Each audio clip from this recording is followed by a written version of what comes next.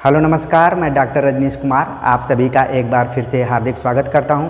हिंदी साहित्य का इतिहास सही अप्रोच से कैसे पढ़ा जाए, इस लेक्चर सीरीज में आज मैं भक्ति काल पर बातचीत करूंगा। भक्ति काल का नाम जैसे ही लिया जाता है, इस काल से हमारा परिचय बचपन के कक्षाओं से ही हो जाता है, जिसमें कि हम सूर, कबीर, तुलसी, जैसी, मीरा, रसखान और रहीम के दोहों और पदों से परिचित होते हैं। ऐसा लगता ही नहीं है कि ये सारे कवि 14वीं से 17वीं शताब्दी के बीच के हैं। लगता है कि ये हमारे समकालीन हैं। इसका कारण ये है कि इनके रचनाओं से हम पहले से परिचित रहते हैं। आज इस लेक्चर में हम देखने की कोशिश करेंगे कि प्रतियोगी परीक्षाओं के दृष्टिकोण से कौन कौन से महत्वपूर्ण ऐसे पॉइंट्स हैं जिन पर हमें ध्यान देना चाहिए। तो हम सीधे अपने लेक्चर पर चलते हैं और देखते हैं कि भक्ति काल के की पॉइंट्स कौन हैं जिन पर ध्यान देने की ज़रूरत है। तो जब हम भक्ति काल की बात करते हैं तो इसके पहले आचार्य रामचंद्र शुक्ल कृत हिंदी साहित्य के इतिहास पर जब मैंने विचार किया था तो उस दौरान भक्ति काल के बारे में विस्तार से चर्चा किया था और ये बतलाया था कि इसमें श्रद्धा और प्रेम के योग को भक्ति कहा जाता है। शार्ट रूप में तो जितने भी रचनाकार हैं इनके रचनाओं में श्रद्धा, भक्ति, प्रेम इत्यादि की ही ज़्यादा बातचीत की गई है और यही इसका एक की पॉइंट्स भी है, इसको ध्यान में रखने की ज़रूरत है। अब हम देखते हैं कि जिस तरह से आदिकाल के नामकरण को लेकर काफ़ी विवाद था, उसी तरह से भक्ति काल के उदय को लेकर काफ़ी विवाद रहा है। तो पहले पॉइंट्स पर हम बात करते हैं, वो है उदय। भक्ति काल के उदय के संदर्भ में विभिन्न आलोचकों का क्या मत रहा है, उस पर हम बातचीत करेंगे। पहला जो मत है वो है ग्रियर्सन का। ग्रियर्सन जिन्होंने सर्वप्रथम काल विभाजन किया था, उन्होंने माना कि जो भक्ति काल का उदय हुआ है वह ईसाइयत की देन है। ये कई बार सवाल पूछा जाता है। इन्होंने माना कि ईसाइयत की देन है। दूसरे जो प्रमुख आलोचक हैं आचार्य रामचंद्र शुक्ल, उन्होंने माना कि भक्ति का उदय इस्लामी आक्रमण की प्रतिक्रिया है। इस्लामी आक्रमण की प्रतिक्रिया, ये कई बार सवाल आता है। और दूसरे शब्दों में कहा जाता है कि अपने पौरुष से हताश और निराश होकर हिंदू जनता थी, उसको भक्ति के शरण में जाने के अलावा कोई दूसरा मार्ग नहीं था। तो उसी के तरफ ये इंडिकेट कर रहा है कोटेशन। फिर आचार्य हजारी प्रसाद द्विवेदी आए और उन्होंने कहा कि भक्ति का उदय भारतीय चिंतन धारा का स्वाभाविक विकास है। स्वाभाविक विकास इन्होंने माना है। इन्होंने न ईसाइयत की देन को माना, न इस्लामी आक्रमण को माना, बल्कि इन्होंने कहा कि जो भारतीय चिंतन धारा है उसी का ये स्वाभाविक विकास है। कहा भी जाता है कि एक दुआ है कि भक्ति द्राविड़ उपजी उत्तर लायो रामानंद। ठीक है, तो कुछ उसी से मिलता जुलता है कि ईसाइयत और इस्लामी आक्रमण का कोई प्रभाव इस पर नहीं है, बल्कि ये स्वाभाविक विकास हुआ है। तो इसको ध्यान में रखकर इन्होंने कहा। फिर मुक्तिबोध का नाम आता है, मुक्तिबोध। इन्होंने भी भक्ति काल के उदय पर बातचीत किया है और इनका मानना था कि जो ऐतिहासिक और सांस्कृतिक शक्तियाँ थीं, उनके रूप में जो जनता है उसके दुखों और कष्टों के लिए भक्ति का उदय हुआ। ठीक है, तो इन्होंने ऐतिहासिक और सांस्कृतिक कारण को माना है। ऐतिहासिक और सांस्कृतिक कारण को माना है भक्ति का उदय। ठीक है, के रूप में जनता के दुख एवं कष्ट। ठीक है, यहाँ पर शक्ति लिखना चाहिए था। तो ऐतिहासिक सांस्कृतिक शक्ति के रूप में जो भारतीय जनता के अंदर दुख और कष्ट था, उसके फलस्वरूप भक्ति का उदय हुआ, ये मुक्तिबोध का मानना था। फिर रामविलास शर्मा का नाम आता है। इन्होंने भी इस पर विचार किया कि इनका मानना था कि जो भक्ति आंदोलन है वो एक जातीय और जनवादी आंदोलन है। जातीय व जनवादी आंदोलन। तो इस तरीके से हमने देखा कि जो महत्वपूर्ण मत हैं भक्ति के उदय को लेकर, ग्रियर्सन, आचार्य रामचंद्र शुक्ल, हजारी प्रसाद द्विवेदी, मुक्तिबोध और रामविलास शर्मा के कोटेशन से ही ज़्यादातर सवाल पूछे जाते हैं, तो इन पर मैंने हाईलाइट किया और इसको प्रत्येक परीक्षार्थी को ध्यान में रखना चाहिए। रामविलास शर्मा और मुक्तिबोध आप देख रहे हैं एक नए आलोचक के रूप में यहाँ पर दिखाई दे रहे हैं। रामविलास शर्मा ने हिंदी साहित्य का कोई इतिहास नहीं लिखा है, लेकिन इन्होंने 5 हिंदी साहित्य के लेखकों पर बहुत अच्छी अच्छी किताबें लिखी है जो कि प्रतियोगिता के दृष्टिकोण से बहुत ही इम्पॉर्टेंट हैं, जिसमें कि तुलसीदास पर इन्होंने लिखा है, भारतेंदु हरिश्चंद्र, महावीर प्रसाद द्विवेदी, प्रेमचंद और निराला पर इनकी महत्वपूर्ण किताबें हैं। तो ख़ास तौर से कई बार कोटेशन पूछे जाते हैं परीक्षाओं में, तो घुमा फिरा कर इन्हीं आलोचकों में से किसी एक का रहता है, तो ये ध्यान देने की वाली बात है। अब हम दूसरे पॉइंट्स पर बात करेंगे। आप इसे जल्दी से स्क्रीनशॉट ले लीजिए, आपने नोट भी कर लिया होगा। दूसरे पॉइंट्स पर बात करेंगे कि भक्ति काल को कई नाम दिए गए हैं, उन नामों की चर्चा मैं करना चाह रहा हूँ। नाम आदिकाल की तरह नहीं है, बल्कि हम कई बार एग्ज़ाम में उसको हल भी करते हैं कि भक्ति काल को हिंदी साहित्य का स्वर्ण काल कहा जाता है। तो ये स्वर्ण काल किसने कहा, ये ध्यान देने वाली बात है। स्वर्ण काल कहा था ग्रियर्सन ने। ग्रियर्सन ने भक्ति काल को हिंदी साहित्य का स्वर्ण काल कहा था। फिर दूसरा जो कहा गया कि ये लोक जागरण है, भक्ति काल हिंदी साहित्य का लोक जागरण है, ये कहा था हजारी प्रसाद द्विवेदी ने। इनको मैं शॉर्ट में लिख रहा हूँ, हिंदी में भी लिख सकते हैं हजारी प्रसाद द्विवेदी, ठीक, क्योंकि वीडियो ज़्यादा लंबी हो जाती है तो आप लोगों को भी दिक्कत होती है, इसीलिए मैं की पॉइंट्स पर ही ज़्यादा ध्यान देने की कोशिश कर रहा हूँ। फिर लोक जागरण काल कहा रामविलास शर्मा ने, लोक जागरण काल रामविलास शर्मा ने कहा है।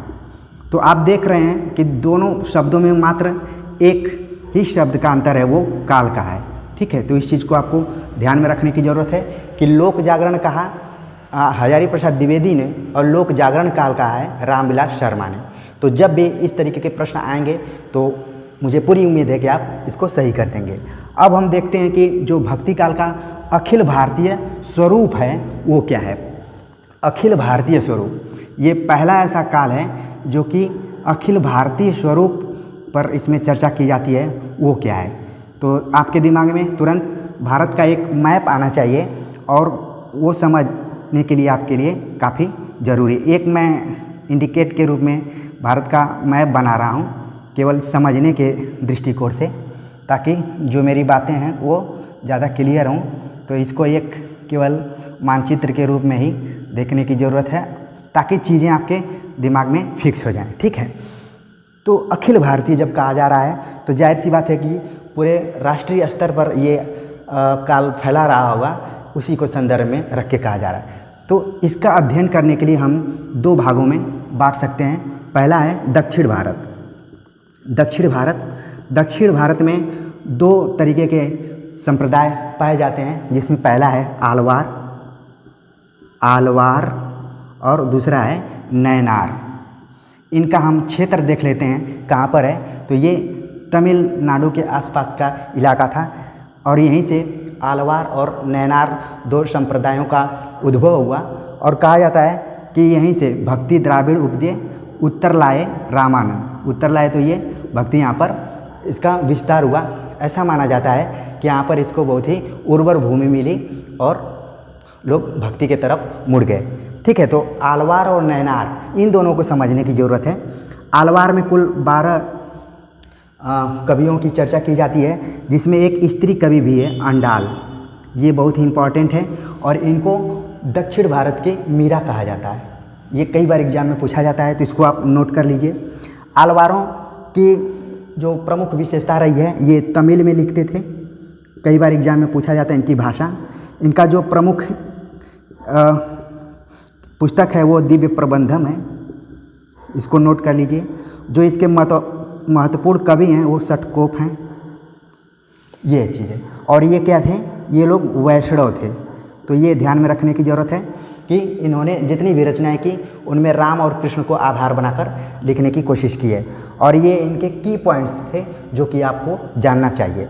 वहाँ पर नैनार की बात करते हैं। नैनारों की संख्या कुल 63 थी, एग्जाम में पूछा जाता है, और ये शैव थे, ठीक है। तो ये ही दो महत्वपूर्ण इनसे सवाल ज़्यादातर पूछे जाते हैं, बाकी आलवारों की संख्या पूछी जाती है। तो इसको आप ध्यान में रख लीजिए और उम्मीद है कि आप इसको नोट भी कर लिए होंगे। दूसरा इसका जो मैंने विभाजन किया है ये है उत्तर भारत। जब उत्तर भारत की बात होती है तो यहाँ से महाराष्ट्र से संत नामदेव कहा जाता है कि सबसे पहले भक्ति का उदय इसी साइड में हुआ था, महाराष्ट्र में। फिर धीरे धीरे गुजरात, राजस्थान, ठीक है, फिर पंजाब गुरु नानक, फिर उत्तराखंड, उत्तर प्रदेश, बिहार, असम में भी कुछ भक्ति काल के कवि थे, फिर पश्चिम बंगाल, उड़ीसा, इतना दूर तक ये फैला हुआ है। और यहाँ तक कि छत्तीसगढ़ में भी कबीर दास के जो शिष्य हैं धर्मदास, उनका जन्म स्थान है। तो ये कहा जा सकता है कि जो उत्तर भारत में है वो तमाम अलग अलग क्षेत्रों में ये फैला हुआ है, ठीक है, जिसमें कि राजस्थान और उत्तर प्रदेश के ढेर सारे कवि हैं और गुजरात के भी हैं, ठीक है। तो उम्मीद है कि अब अखिल भारतीय जो स्वरूप है भक्ति काल का वो समझ में आ गया होगा। तो दक्षिण भारत का आप समझ लिए। अब हम थोड़ा सा उत्तर भारत की जो भक्ति रही है उस पर विस्तार से विचार करते हैं। और ये टॉपिक आप लोगों के लिए कोई नया नहीं होगा, पुराना ही होगा। हम बात कर रहे हैं सगुण और निर्गुण का, ठीक। इसमें पहला है निर्गुण, निर्गुण और दूसरा है सगुण। ये सब उत्तर भारत में फैले हुई धाराएं थी, निर्गुण और सगुण। निर्गुण में निराकार ब्रह्म की बात की गई है, जबकि सगुण में साकार ब्रह्म की, वो अभी बात क्लियर हो जाएगी, ठीक है। निर्गुण को भी दो भागों में बांटा गया, जिसमें कि पहला है ज्ञानाश्रयी, जिसका नामकरण किया था आचार्य रामचंद्र शुक्ल ने। ये चीज़ आपको नोट करने की ज़रूरत है।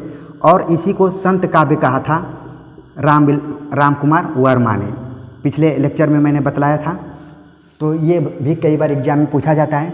और दूसरा जो इसका महत्वपूर्ण भाग है वो है प्रेमाश्रयी, जिसको कि सूफी काव्य भी कहा जाता है, जिसमें कि मुल्ला दाऊद से लेकर नूर मोहम्मद तक के कवि शामिल हैं। तो पहले हम संत कवियों को देखने की कोशिश करते हैं। और मैंने जन्म काल के अनुसार एक फार्मूला बनाया है जो कि आपकी परीक्षा के लिए काफ़ी इम्पॉर्टेंट है और याद भी कर सकते हैं। जैसे मैंने लिखा रै कबीर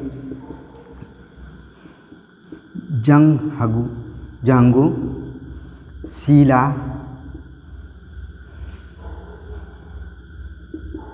बासु, ये क्या हैं? ये सब संत कवि हैं। रै मतलब रैदास, कबीर, जम्बनाथ, हरिदास, गुरु नानक, सिंगा, लालदास, बाबा लाल और सुंदरदास, ठीक है।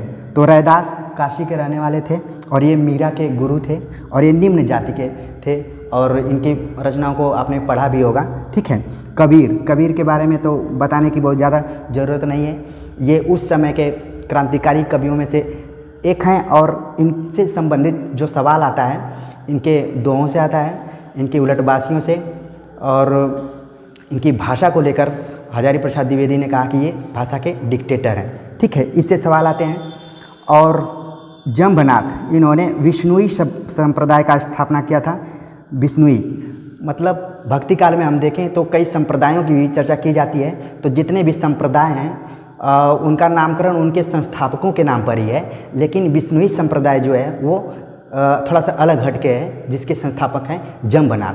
तो इसको एग्जाम के दृष्टिकोण से याद करने की ज़रूरत है, ये की पॉइंट्स है, ठीक है। फिर हरिदास, गुरु नानक, सिंगा, फिर लालदास, फिर बाबा लाल, ये इतना इम्पॉर्टेंट नहीं है। सुंदरदास संत कवियों में सबसे शिक्षित माने जाते हैं और इन्होंने श्रृंगार रस की निंदा की है। ये कई बार एग्जाम में पूछा जाता है कि ये श्रृंगार रस के बहुत ही विरोधी थे और इन्होंने एक दोहा भी 2 लाइन का दिया हुआ है, तो इसको ध्यान में रखने की ज़रूरत है। कई बार सुंदरदास आ जाता है तो लगता है कि ये कृष्ण भक्ति शाखा के हो सकते हैं, लेकिन ये संत कवि हैं। तो इतने कवियों को आप अपने दिमाग में रखिए, जिसमें कि कबीर महत्वपूर्ण है और सारे कवि इसमें महत्वपूर्ण है। रैदास, कबीर, गुरु नानक और सुंदरदास, इनसे ज़्यादातर सवाल परीक्षाओं में पूछे जाते हैं। तो ये की पॉइंट्स थे।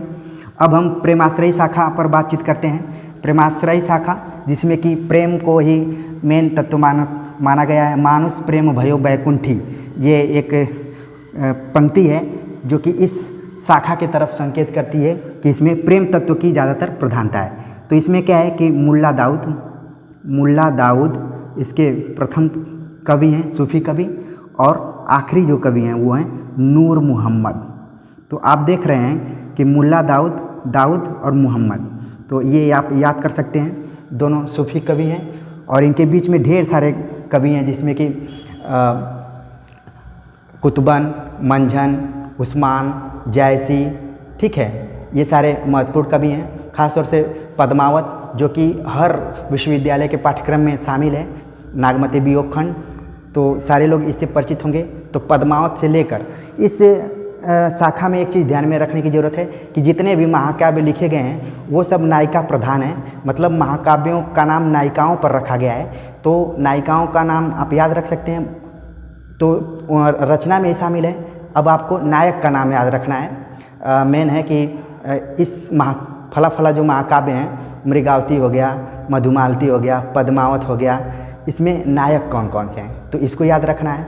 इसमें प्रतीकात्मक रूपों का प्रयोग किया गया है, मसनवी शैली का प्रयोग किया गया है, अवधी भाषा का प्रयोग किया गया है, 12 मासा शैली का प्रयोग किया गया है, ठीक है। ऐतिहासिकता और कल्पना दोनों का मेल है इसमें। तो ये कुछ महत्वपूर्ण सवाल सूफी काव्य से संबंधित हैं जो कि परीक्षार्थियों को ध्यान में रखने की ज़रूरत है, ठीक है। तो ये अब निर्गुण आपका क्लियर हो गया होगा। अब हम सगुण की तरफ चलते हैं कि सगुण में कौन कौन से धाराएं। पहला तो है राम भक्ति शाखा और कृष्ण भक्ति शाखा। राम भक्ति शाखा जब हम बोलते हैं तो तुरंत तुलसीदास का नाम आता है, और कृष्ण भक्ति शाखा जब बोलते हैं तो सूरदास का नाम आता है। लेकिन इनके अलावा और भी ढेर सारे कवि हैं, उनको भी ध्यान में रखने की ज़रूरत है, क्योंकि ये दोनों ऐसे कवि हैं कि इनके प्रभाव से अन्य सारे कवियों का थोड़ा सा जो महत्व है वो दब जाता है, लेकिन परीक्षा के दृष्टिकोण से वो काफ़ी इम्पॉर्टेंट है, उनको ध्यान में रखने की ज़रूरत है। अब हम देखते हैं राम भक्ति शाखा में तुलसीदास पर मैं ज़्यादा चर्चा करना चाहूँगा, क्योंकि इनसे ढेर सारा सवाल आता है और ये लोकप्रिय कवि भी रहे हैं। रामचरितमानस के कारण ये भारतीय आम जनता में पूरा इनका दोहा चौपाई सब बैठा हुआ है, तो इनसे ढेर सारा सवाल आता है, ठीक है। तो इनके जन्म को लेकर काफ़ी विवाद है, और ख़ास तौर से इनके जो 12 रचनाएं हैं, इसमें 5 बड़ी रचनाएं हैं और 7 छोटी रचनाएं, कई बार एग्जाम में पूछा जाता है। और उसमें रामचरितमानस से ढेर सारे सवाल पूछे जाते हैं। पहला तो है ये कितने कांड में है, तो ये 7 कांडों में है। उन कांडों को याद करने के लिए सूत्र है बाकलसु, ठीक। बालकांड, अयोध्या कांड, अरण्य कांड, किष्किंधा कांड, लंका कांड, सुंदरकांड और उत्तरकांड, तो इसको आप ध्यान में रख सकते हैं। और कई बार पूछा जाता है कि ये कितने दिनों में लिखा गया है, तो ये 2 वर्ष 7 माह 26 दिनों में लिखा गया है। तो इसको मैंने याद करने के लिए 27-26 लिख दिया, ताकि आपको ढेर कुछ रटना न पड़े और तुरंत टिक के माध्यम से इसको आप याद कर लें। रामचरितमानस अवधी भाषा में लिखा गया है और इसमें दोहा और चौपाई का मिश्रण है, तो इस चीज़ को ध्यान में रखने की ज़रूरत है। और दूसरी जो रचना है वो है विनय पत्रिका। विनय पत्रिका से भी कई सारे सवाल आते हैं, खासतौर से इसकी भाषा को लेकर सवाल आता है, तो ये क्या है, ब्रज भाषा में है। तुलसीदास एक ऐसे कवि हैं जिन्होंने कि अवधी और ब्रज दोनों भाषाओं पर इनका समान अधिकार था। इनको रूपक, अनुप्रास और उत्प्रेक्षा का बादशाह भी कहा जाता है, कई बार एग्जाम में ये सवाल पूछा जाता है। और तुलसीदास को लेकर अलग अलग आलोचकों ने कमेंट किया हुआ है, वो भी परीक्षा के दृष्टिकोण से बहुत ही महत्वपूर्ण है, जिसमें कि कमेंट किया है ग्रियर्सन ने कहा कि तुलसीदास बुद्ध देव के बाद भारत के सबसे बड़े लोकनायक हैं। ये चीज़ ध्यान में रखने की ज़रूरत है कि लोकनायक नाम ग्रियर्सन ने भी दिया है, और एक आलोचक और दिया है, उसको भी आपको ध्यान में रखने की ज़रूरत है। लोकनायक शब्द जब आता है तो इसमें हजारी प्रसाद द्विवेदी का भी नाम आता है, लेकिन थोड़ा सा इसमें अंतर है। उन्होंने कहा कि लोकनायक वही हो सकता है जिसमें समन्वयवाद करने की क्षमता हो, समन्वय की क्षमता हो, वही लोकनायक कहा जा सकता है। तो केवल जब लोकनायक और महात्मा बुद्ध का नाम इंक्लूड हो कथन में, तो वो ग्रियर्सन द्वारा दिया गया है, और लोकनायक और समन्वय अगर उस कथन में जुड़ा हुआ हो तो वो हजारी प्रसाद द्विवेदी द्वारा दिया गया है। इसके अलावा रामविलास शर्मा ने इनको जातीय कवि कहा। जातीय मतलब राष्ट्रीय स्तर का कवि इनको कहा, ठीक है। और अमृतलाल नागर ने तो इनके जीवन पर एक उपन्यास लिख दिया है, मानस के हंस, मानस का हंस इनको कहा गया है। तो इन कुछ महत्वपूर्ण पॉइंट्स हैं, इनको आपको ध्यान में रखने की ज़रूरत है, जो कि तुलसीदास से संबंधित हैं। बाकी और तो ज़्यादा सवाल इनसे नहीं पूछे जाते हैं। कुछ इनकी रचनाएं हैं जो कि अलग अलग छंदों में लिखी गई हैं, तो उनको भी ध्यान में रखने की ज़रूरत है। और ज़्यादातर इनकी रचनाओं में 7 कांडों में सारी रचनाएं बटी हुई हैं। जो भी रचना है वो 7 कांड में है ज़्यादातर, तो इसको भी आप ध्यान में रख सकते हैं। कुछ रचनाएं जो हैं इनके निजी जीवन पर आधारित है, जिसमें कि इनकी बाहुपीड़ा पर आधारित एक रचना है हनुमान बाहु, वो भी कई बार एग्जाम में पूछा जाता है। और ये भी आप ध्यान में रखिए कि इनकी प्रथम रचना कौन सी है और आखिरी रचना कौन सी है, ये भी कई बार एग्जाम में पूछ देता है। लेकिन जो ये की पॉइंट से मैंने उसको बता दिया है। अब हम कृष्ण भक्त, और इसमें राम भक्ति शाखा में अग्रदास, नाभादास और ईश्वरदास भी शामिल हैं। उन कवियों को भी थोड़ा थोड़ा आपको देखने की ज़रूरत है। तो उम्मीद है कि अब राम भक्ति शाखा आपको समझ में आ गया होगा। अब हम कृष्ण भक्ति शाखा पर बातचीत करेंगे। कृष्ण भक्ति शाखा राम भक्ति शाखा के अपेक्षा थोड़ा सा वेरिएशन लिया हुआ काल है। इसमें अलग अलग तरीके के कवि शामिल हैं, जिसमें कि अष्टछाप हैं, मीराबाई हैं और रसखान। अष्टछाप के कवि कृष्ण भक्ति शाखा में आते हैं। मीराबाई एक स्त्री कवयित्री के रूप में है और रसखान एक मुस्लिम कवि के रूप में है, इसीलिए मैं इसको वैरायटी वाला काल कर रहा हूँ, शाखा कर रहा हूँ। तो हम देखते हैं पहले कि अष्टछाप क्या है। अष्टछाप से संबंधित सवाल आता है। इसकी स्थापना 1565 ईस्वी में हुआ था, विट्ठलनाथ ने किया था, विट्ठलनाथ। और इसमें कुल 8 कवि हैं, जो कि संख्या से ही पता चल रहा है। इसमें से 4 कवि जो हैं वो वल्लभाचार्य के शिष्य हैं। वल्लभाचार्य जो कि विट्ठलनाथ के पिताजी थे, और विट्ठलनाथ, ठीक। तो ये 4 कवि कौन से हैं, इसको ध्यान में रखने की ज़रूरत है। मैंने फार्मूला बनाया KSPK, मतलब कुंभनदास, और ये क्रम के अनुसार है, सूरदास, परमानंददास और कृष्णदास। कुंभनदास का नाम आपने सुना होगा। ये अकबर के बुलाने के बाद ये उनके दरबार में नहीं गए थे और कहा था इन्होंने, संतन को कहाँ सीकरी, आवत जात पनैया टूट गई, बिसर गए हरिनाम, ठीक है। ये पंक्ति भी कई बार एग्जाम में पूछी जाती है, इसको नोट कर लीजिए। ये कुंभनदास थे। सूरदास तो एक तरीके से कृष्ण भक्ति शाखा के एकदम मेन कवि के रूप में शामिल हैं, और इनसे हमारा बचपन से ही परिचय है। ऐसा लगता है कि हमारे आसपास के ही कवि हैं। और इनको वात्सल्य रस का सम्राट भी कहा जाता है।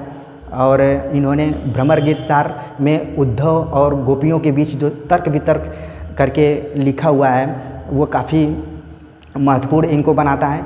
और उसी पर आधारित आचार्य रामचंद्र शुक्ल ने भ्रमर गीत सार की भूमिका लिखा, जिसमें कि 400 पदों को शामिल किया है। तो ये भी कई बार एग्जाम में आता है। और आचार्य रामचंद्र शुक्ल ने भ्रमर गीत सार को ध्वन्यात्मक काव्य की उपाधि भी दी, उसको उपमा दी है, ठीक है। तो उसको ध्यान में रखने की जरूरत है।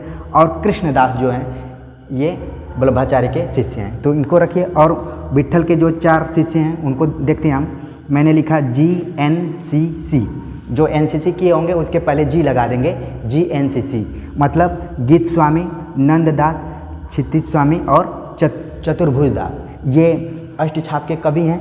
और ख़ासतौर से जो नंददास हैं, ये सूरदास के बाद सबसे महत्वपूर्ण कवि माने जाते हैं अष्टछाप के अंतर्गत। इन्होंने बहुत सारी रचनाएं लिखी हैं, जिसमें कि रास पंचाध्यायी इनका रोला छंद में है। जब मैं छंद पढ़ा रहा था तो डिस्कस किया था कि इन्होंने रोला छंद में स्पेशली रास पंचाध्याय लिखा हुआ है, तो कई बार एग्जाम में ये पूछा जाता है। और बाकी सूरदास के बाद सबसे फेमस अगर कोई कवि है तो वो नंददास है, तो इनको भी ध्यान में रखने की ज़रूरत है।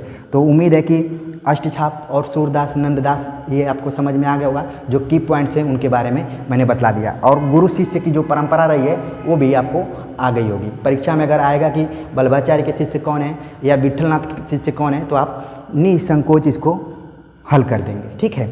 अब हम बात करते हैं मीराबाई की। मीराबाई जैसा कि है कि इन्हीं से स्त्री विमर्श की शुरुआत भी होती है। हिंदी साहित्य में इनको एकदम शुरुआती कवियत्री माना जाता है, और इसीलिए इनका इतना प्रभाव रहा है कि जो भी कवियत्री हिंदी में लिखती है उसको मीराबाई के रूप में ही देखा जाता है। जैसे मैंने अंडाल की चर्चा की तो उनको दक्षिण भारत की मीरा कहा जाता है। इसी तरह से छायावाद में आकर जो महादेवी वर्मा हैं उनको कहा जाता है कि आधुनिक काल की मीरा हैं। तो एक तरीके से जो मीरा हैं वो एक प्रतिमान बनकर उभरी हैं हिंदी कवियत्रियों के लिए।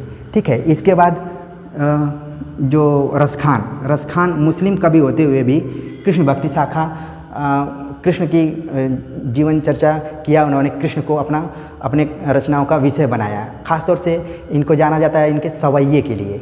ठीक है, तो ये ध्यान में रखने की ज़रूरत है कि सवैया में कृष्ण भक्ति की रचना कौन किया है, तो उनका नाम है रसखान। तो ये कुछ इम्पॉर्टेंट सवाल थे जो कि परीक्षा के दृष्टिकोण से काफ़ी महत्वपूर्ण है। ठीक है, तो उम्मीद है कि इसको आपने नोट कर लिया होगा। अब हम देखते हैं कि कुछ संप्रदाय रहे हैं और उनके प्रवर्तक, उनके दर्शन को भी देखना जरूरी है, क्योंकि इससे भी सवाल प्रतियोगी परीक्षाओं में आते हैं। तो हम पहले देखते हैं कि संप्रदाय कौन कौन से हैं। संप्रदाय, प्रवर्तक और दर्शन, ये 3 चीज़ें यहाँ पर आ रही हैं। कुल 5 संप्रदायों की चर्चा की गई है, जिसमें कि श्री संप्रदाय, ब्रह्म संप्रदाय, ठीक है, रुद्र संप्रदाय 2-2 बार आ गया है, सनकादिक संप्रदाय और रुद्र संप्रदाय। लेकिन इनके जो प्रवर्तक हैं वो अलग अलग हैं। श्री संप्रदाय के रामानुजाचार्य, इसके मध्वाचार्य, इसके विष्णु स्वामी, ठीक है, इसके निम्बार्काचार्य और इसके हैं वल्लभाचार्य जो हैं। तो ये ध्यान में रखने की ज़रूरत है। इनका हो गया विशिष्टता द्वैतवाद, ठीक है, ये हो गया द्वैतवाद। इस तरीके से आप याद कर सकते हैं। शुद्धाद्वैतवाद, फिर द्वैताद्वैतवाद, ठीक है, फिर ये शुद्धाद्वैतवाद है। तो इस तरीके से कुछ सवाल पूछे जाते हैं और उनके कौन कौन से प्रवर्तक हैं, कौन सा दर्शन है, उनका कौन सा विचार है, ये भी ध्यान में रखने की ज़रूरत है। और एक चीज़ ध्यान में रखने की ज़रूरत ये है कि ये सारे अद्वैतवाद दर्शन के खंडन में इनका उदय हुआ है। ठीक है, अद्वैतवाद मतलब शंकराचार्य जिन्होंने की 4 पीठों की स्थापना की थी और उसके खंडन में ये सारे संप्रदायों का जन्म हुआ है। तो परीक्षा में कई बार इनसे भी सवाल पूछा जाता है, तो आप ध्यान में रखिए। इसके अलावा ये देखने की ज़रूरत है कि गुरु शिष्य परंपरा रही है कि कबीर के गुरु रामानंद के कुल 12 शिष्यों के बारे में चर्चा की जाती है। ये भी ध्यान में रखने की ज़रूरत है। रामानंद के जो हैं 12 शिष्य हैं, तो उनका नाम आप ध्यान में रखिए। लेकिन ख़ास तौर से जो गुरु शिष्य परंपरा है प्रमुख उसके बारे में मैं चर्चा कर लेता हूँ। कबीर, रामानंद, सूरदास, वल्लभाचार्य, जैसा कि मैंने अष्टछाप में बताया। तुलसीदास, नरहरि दास उनके गुरु रहे हैं। इसके अलावा जो मीराबाई हैं उनके गुरु रैदास रहे हैं। ठीक है, तो इनसे कई बार सवाल आता है। और इनकी भक्ति भावना को ध्यान में रखकर भी सवाल आता है कि कबीर की भक्ति भावना माधुर्य, सूर की सख्य और तुलसीदास की दास्य भावना, मीराबाई की माधुर्य भावना, ये भी सवाल कई बार एग्जाम में आता है। और महिलाओं से संबंधित अंडाल का नाम आ गया, मीराबाई का नाम आ गया। इसके अलावा रत्नावली ने भी कुछ 1-2 कविताएं की हैं, लाजना आवत ऐसे करके एक है, तो हमको लगता है कि वो भी कहीं न कहीं कुछ रचना कर रही थी, तो उनको भी आप ध्यान में रख सकते हैं। ठीक है, इसके अलावा रहीम का नाम खुलकर आता है कि जितने भी उस समय के शासक हैं, खासतौर से सिकंदर लोदी जी, जो कि कबीर को उसने दंड दिया हुआ था, उनके पैरों में जंजीर बांधकर तालाब में फेंकवाने की कोशिश किया था। फिर शेर शाह, मलिक मोहम्मद जैसी उनके शासनकाल में रहे हैं। ठीक है, अकबर के शासनकाल में तो तुलसीदास, सूरदास, इन लोगों का नाम आ जाता है प्रमुख रूप से। और एक कवि थे गंग, जिनको कि हाथी से कुचलवा दिया गया था, नूरजहाँ ने ऐसा उनके साथ किया था। तो ये भी कई बार एग्जाम में आ जाता है कि किसको कुचलवाया गया था। इसके अलावा रहीम, जिनका कि पूरा नाम है अब्दुल रहीम खान खाना, वो अकबर के नवरत्नों में से एक थे, लेकिन उन्होंने रचनाएं भी की हैं। खासतौर से बरवे नायिका भेद उनका इम्पॉर्टेंट है। और ऐसा माना जाता है कि रहीम और तुलसीदास आपस में मिलते जुलते भी थे, बातचीत भी करते थे और अच्छे मित्र थे। उनके कहने पर ही बरवे छंद करके उन्होंने एक रचना की, बरवे रामायण, तुलसीदास ने।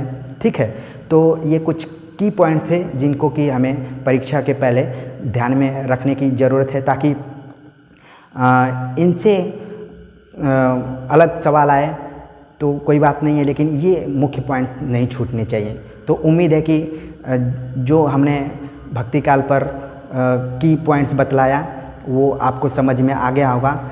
आया हो तो कमेंट्स कर ज़रूर बताइए, और चैनल को सब्सक्राइब भी कीजिए, लाइक कीजिए। ठीक है, तो मिलते हैं एक नए टॉपिक के साथ, तब तक के लिए नमस्कार।